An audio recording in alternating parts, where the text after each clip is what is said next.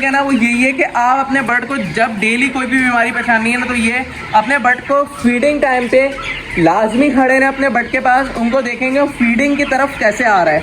अगर वो bird feeding की तरफ नहीं आ रहा तो उसको पहचाने की क्या वजह हो सकती है, उसकी बीट देखें, उसकी तमाम चीज़ें देखें। अब ये जो बेसिकली वायरल इन्फेक्शन है आईबीडी, और ये ऐसी डिजीज़ है कि आपको दर जो है ना ये एंडी की तरह जो है ना। अस्सलाम वालेकुम दोस्तों, उम्मीद है आप सब खैरियत से होंगे। भाईजान आजकल काफ़ी लोग परेशान हैं, तो मैंने सोचा आप लोग के लिए वीडियो बना दूं। आज की वीडियो लाजमी आप लोग देखिएगा, और जिसने चैनल को सब्सक्राइब नहीं किया वो लाजमी चैनल को सब्सक्राइब कर लें। जिसने फेसबुक पेज हमारे लाइक नहीं किया तो वो हमारे फेसबुक पेज भी लाइक कर लें। अगेन डिसइंफेक्ट करके चप्पल चेंज करके जाएंगे हम लोग, और अंदर की चप्पल बिल्कुल ही मैंने जो है ना वो अलग रखी हुई है, ताकि किसी भी किस्म की कोई अंदर जो है वो कंटेमिनेशन वगैरह ना हो। आज का टॉपिक बहुत ही मज़े वाला है। आज मैं आपको बताने वाला हूँ कि बेसिकली गम्बोरो आईबीडी है क्या, क्यों आ जाती है, और आजकल बहुत ज़्यादा लोग परेशान हैं। जिसको देखो यही बोल रहा है कि मेरे शेप पे आईबीडी आ गई, गम्बोरो आ गई है। तो इसके अंदर बेसिकली ऐसा होता है कि आपका पूरा का पूरा फ्लॉक जो है ना वो एक्सपायर हो जाता है।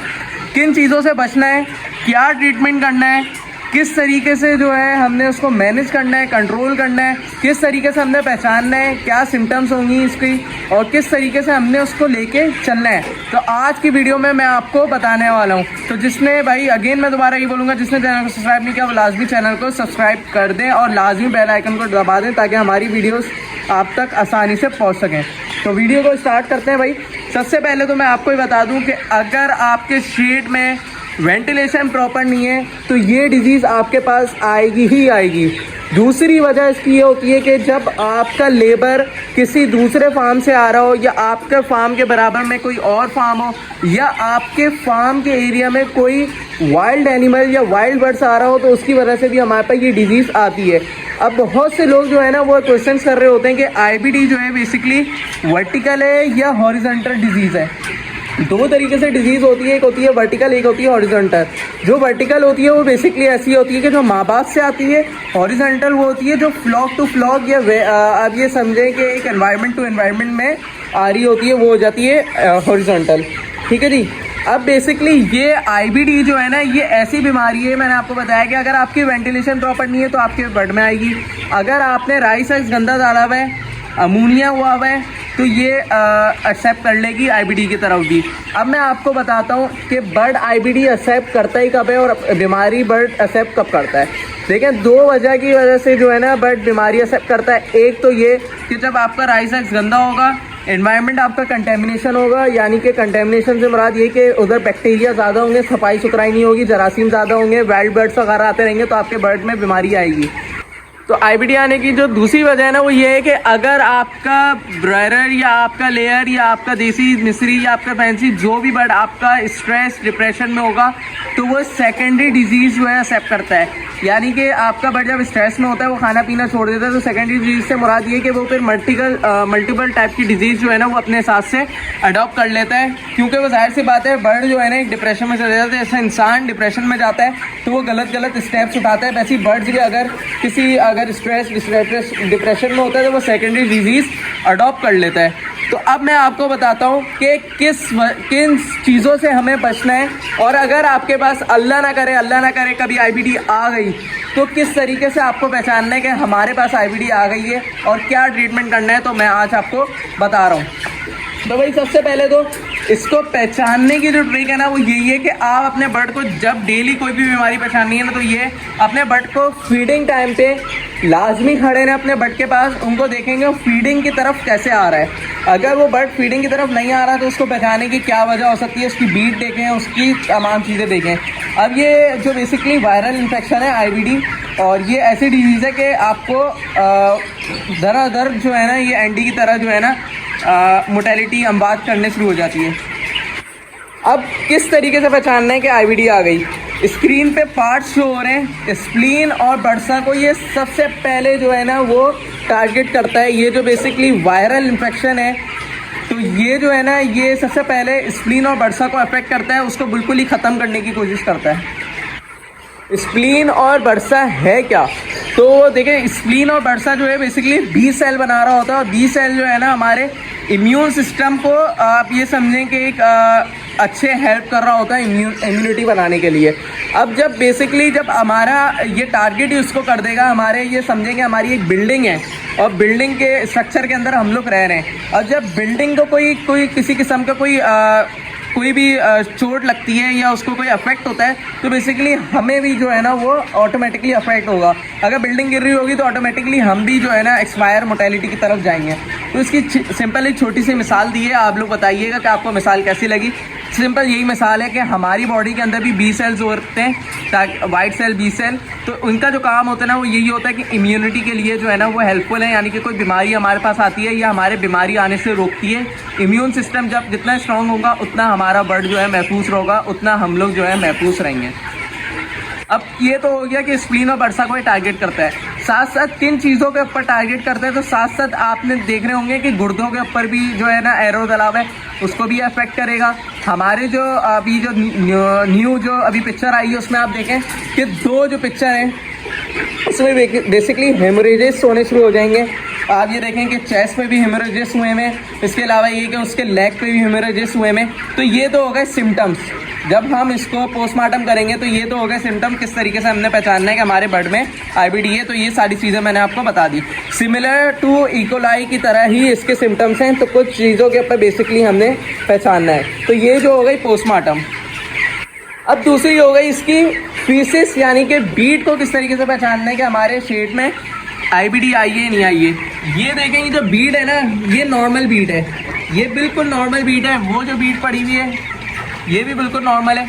जब आईबीडी आ जाएगी आपके शेड में, आपका ब्लड वाटर ड्रॉपिंग करने शुरू हो जाएगा आपके ब्लड के वेंट के पास, यानी कि ये जो जगह है ना, इधर पेस्ट बन जाएगा, वाइट पेस्ट, यानी कि एक चूना होता है ना, आप समझेंगे वो पीछे छुपक जाएगा उसके ब्लड के।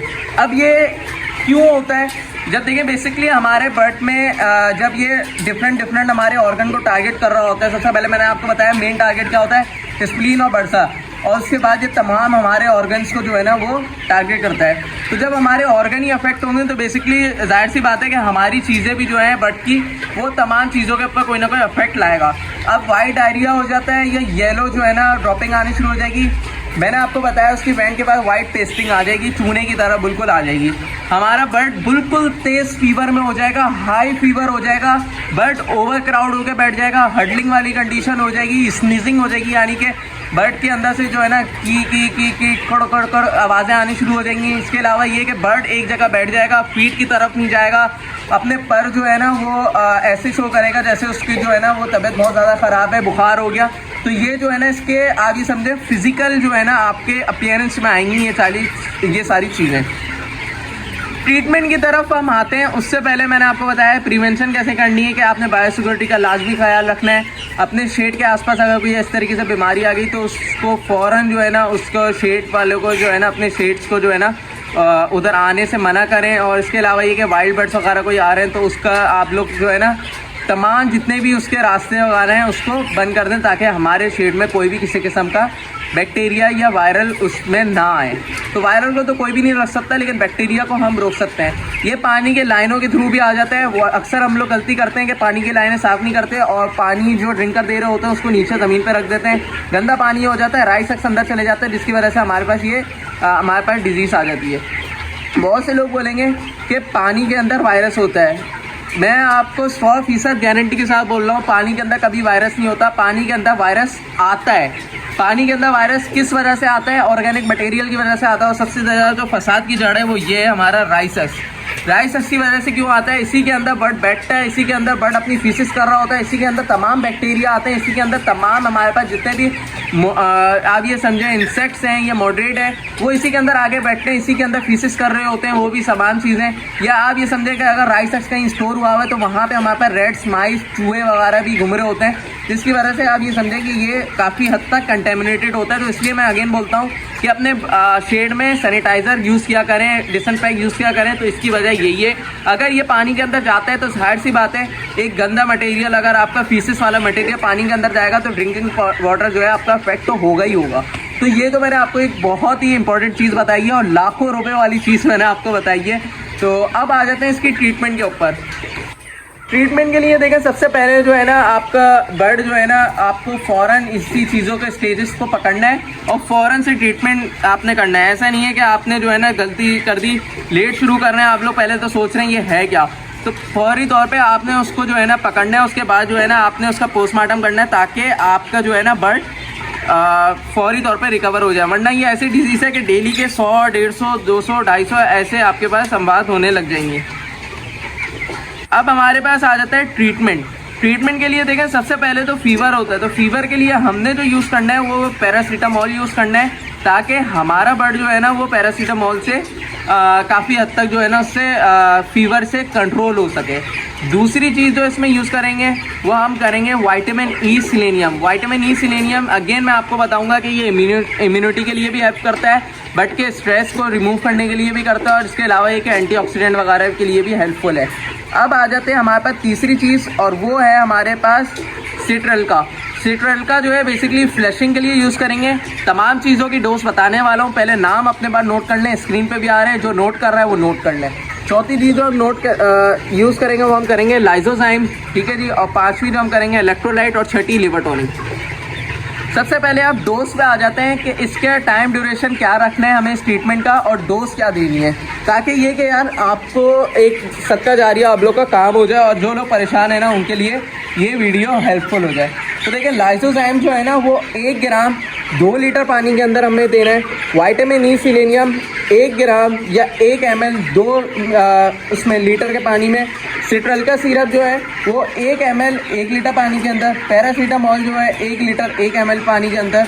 और इलेक्ट्रोलाइट 1 ml 1 लीटर पानी के अंदर। और लिवर टॉनिक भी जो है 1 ml 1 लीटर पानी के अंदर। ये तमाम जो ड्यूरेशन है ये 12 से 24 घंटे का आपने लाजमी करना है। मैं आपको रिकमेंड करूंगा कि अगर आपके बर्ड में आ गई है बीमारी तो इसका फौरी तौर पे मिक्सर बनाएं और देखें अपने पास मैंने आपको तमाम 2 लीटर 1 लीटर की कैलकुलेशन बता दी। आप अपने हिसाब से देखें जितना आपका बर्ड है उसके हिसाब से कैलकुलेशन कर लें और ये तमाम चीज़ें प्रोडक्ट यूज़ करें। कंपनी मैंने नहीं बताई, फॉर्मूलाज मैंने बता दिए हैं, इसमें जो अवेलेबल है आप यूज़ करें। और ये कि भाई जो हमारे पास सिट्रल का है ना उसका फ़ायदा ये है कि हमारे पास गुर्दे की फ्लैशिंग हो जाएगी। गुर्दा अगर आपका इफेक्टेड होगा तो उससे काफ़ी हद तक बचेगा। बहुत से लोग ये करते हैं कि फ्लैशिंग कर देते हैं, चीनी का पानी इन बीमारी में चला देते हैं, तो ऐसी फ्लैशिंग नहीं करनी हमें। वो ऑलरेडी डायरिया में हुआ है, हमें उसको और स्ट्रेस नहीं देना। अगर आप इस तरीके से कंडीशन करेंगे तो उसका डायरिया रुकने की वजह डायरिया हो जाएगा। सबसे पहले गुर्दा हम उसको कंट्रोल करेंगे ताकि हमारे पास बर्ड जो है वो काफ़ी हद तक बेहतर हो जाए। तो ये सारी चीज़ें थी भाई, अपने हिसाब से डोज देख लीजिएगा। 9 लीटर 10 लीटर 50 लीटर 1000 लीटर जितना अपने शीट पे पानी बन सकता है बनाएं। मैं रिकमेंड करूंगा 3 दिन का ट्रीटमेंट 24 घंटे पानी के साथ ये करें आप लोग लाजमी। आपका बर्ड इंशाल्लाह अल्लाह ने चाहना आप हमें दुआएं देंगे, मुझे दुआएं देंगे, काफ़ी हद तक रिकवर हो जाएगा। लेकिन अगर जिसने वैक्सीन करी हुई होगी ना उसका कवर हो जाएगा, लेकिन अगर जिसने वैक्सीन ही नहीं करी हुई तो उसके लिए थोड़ी सी प्रॉब्लम हो जाएगी। तो भाई यही थी आज की छोटी सी वीडियो थी और बहुत ज़्यादा इन्फॉर्मेटिव थी। आज के चैनल पे हमारी ये समझे कि आज की वीडियो हमारे चैनल पे सबसे ज़्यादा इन्फॉर्मेटिव वाली हुई है। तो उम्मीद है आपको वाली वीडियो पसंद आएगी और वीडियो पसंद आए तो भाई लाइक शेयर ज़रूर करिएगा। आपस में एक दूसरे को शेयर करें जितने भी लोग पालने वाले हैं, ताकि उन लोग की भी हेल्प हो और आप लोग की भी हेल्प हो। इन फ्यूचर अगर आपको कोई प्रॉब्लम होती है तो आप उसको देख सकें। और इसके अलावा ये कि कोई बीमारी अगर आपको परेशान कर रही है या आप चाहते हैं कि हम उसके ऊपर वीडियो बनाएं तो लाजमी हमारे उस पर कमेंट करिएगा। लाजमी इंशाल्लाह नेक्स्ट वीडियो उसके ऊपर बनाने की पूरी कोशिश करेंगे। तो सही है भाई, मिलते हैं नेक्स्ट वीडियो में। जब तक के लिए मुझे इजाज़त दीजिए। अल्लाह हाफिज़।